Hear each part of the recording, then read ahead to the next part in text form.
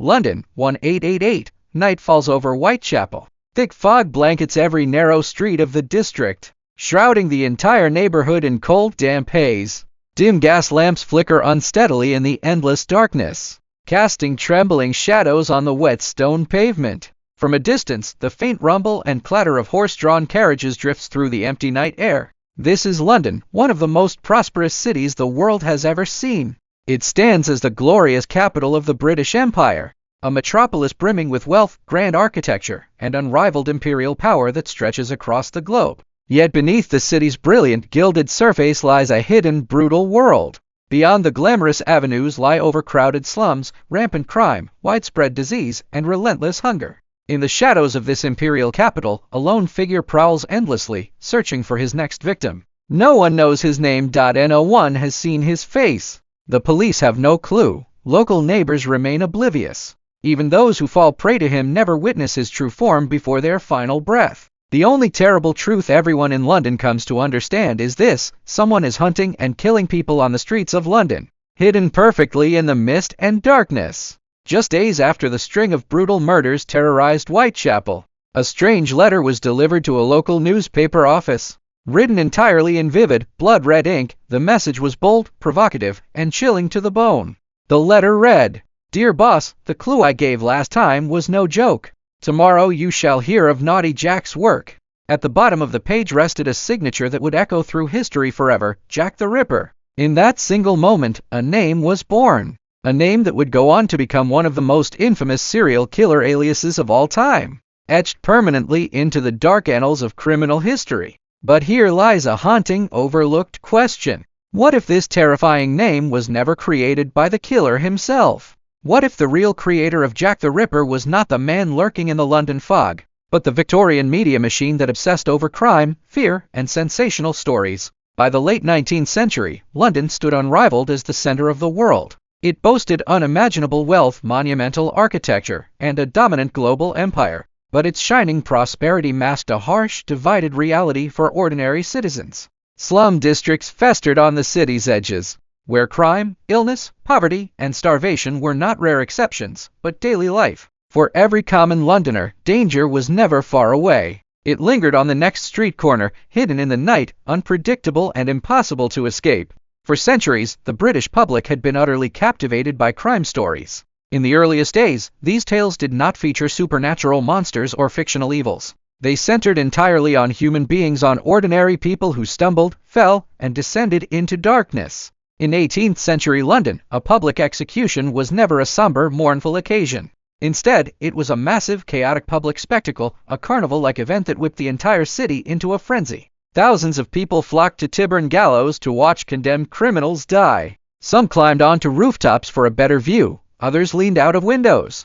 Enterprising locals even built temporary spectator stands and sold seats to eager crowds. The crowd did not gather merely to watch death. They craved context. They wanted to know who these condemned people truly were. They wondered what choices, what pain, what misfortune had led them to the gallows. They hungered to hear their final words, their last confessions, their final moments of humanity. Out of this widespread public curiosity, a new form of storytelling was born: true crime narrative.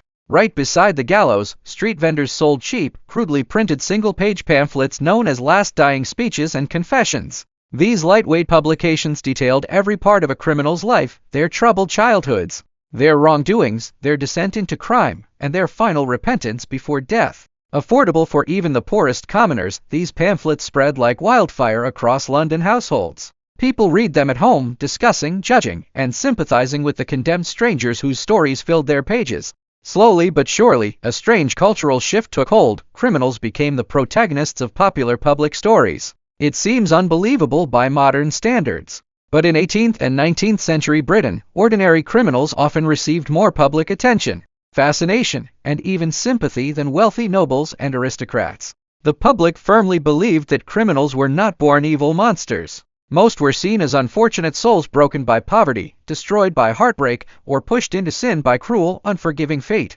Their crimes were viewed as tragic failures of circumstance, not inherent wickedness. This cultural mindset turned many ordinary offenders into local legends. One of the most famous examples is the highwayman Dick Turpin. Popular folklore reimagined him as an elegant, brave, rebellious gentleman outlaw, a heroic figure who defied unfair authority. The real Dick Turpin was violent, ruthless, and far from romantic. But sensationalized stories always travel faster and wider than boring, brutal truth. This shift revealed a powerful new truth for Victorian society: fear and tragedy could be commodified. Horror and mystery could capture public attention, sell publications, and generate enormous profit. As printing technology rapidly advanced, massive numbers of cheap periodicals flooded the urban market. Every publisher shared one single ruthless goal: seize the reader's attention and sell more copies. And nothing captured public interest more effectively than shocking tales of death, crime, violence, and hidden secrets. When Britain entered the Victorian era, societal changes amplified this hunger for sensational crime content. National literacy rates soared. The invention and expansion of trains gave ordinary people large amounts of new free time during commutes and travel. Passengers bought newspapers at train stations and read vivid crime stories on their journeys. True crime journalism quickly became the most popular form of public entertainment. It satisfied a uniquely human desire to safely observe, experience, and thrill in the dangers of a dark, violent world from a place of security. In 1864, a groundbreaking publication forever changed British media, the Illustrated Police News. This journal dedicated its pages exclusively to the most shocking content imaginable: murders, criminal trials, public executions, and graphic depictions of crime scenes. Unlike traditional newspapers that only reported facts, this publication centered dramatic, detailed illustrations. The bloodier the scene, the more shocking the imagery, the higher the sales climbed. A ruthless competition erupted between Victorian newspapers. Every editor hunted for the most horrifying case, the most twisted story, the greatest source of public fear. Whoever could manufacture the most panic would win the largest readership. It was within this cutthroat, sensation-hungry media environment that the 1888 Whitechapel murders erupted. 5 vulnerable women were brutally killed in London's impoverished East End. The killer vanished without a trace. The police investigation stalled completely, lacking any solid leads or suspects. Panic paralyzed the entire city of London for newspapers desperate for dramatic content. This unsolved serial murder case was the perfect story: an invisible killer lurking in urban shadows, an unstoppable evil enemy, and endless public fear to exploit and amplify. In late September 1888, Central News Agency received the now infamous red ink letter. The writer taunted authorities, claimed responsibility for the Whitechapel killings, and promised more murders to come.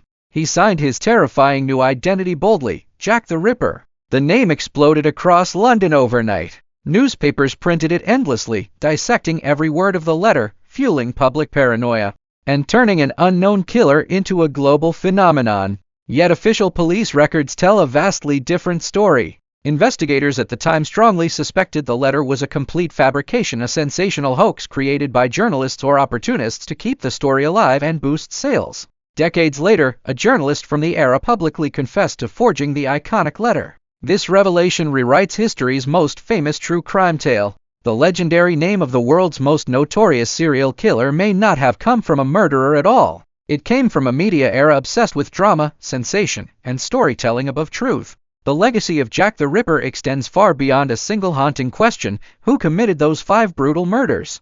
It forces us to confront a deeper, more vital question: who truly created this timeless monster? No one denies that the real killer bears full responsibility for his unspeakable crimes. But the Victorian media discovered and wielded an extraordinary new power. It possessed the ability to take an unknown, faceless human being hidden in the crowd and transform him into a universal symbol of terror. It could make an invented name outlive history itself, far more famous and far more powerful than the man behind the violence. Today, when we hear the name Jack the Ripper, our minds instantly picture foggy London streets, endless darkness, and a mysterious shadowy killer. Few people stop to realize the greater historical truth. The force that truly changed the world in 1888 was not a lone violent criminal. It was a revolutionary new method of mass communication, a powerful storytelling system capable of manufacturing fear, crafting legends, and inventing monsters out of nothing. London in May 1888 not have birthed a supernatural monster, but it learned a terrifying new skill: how to create one.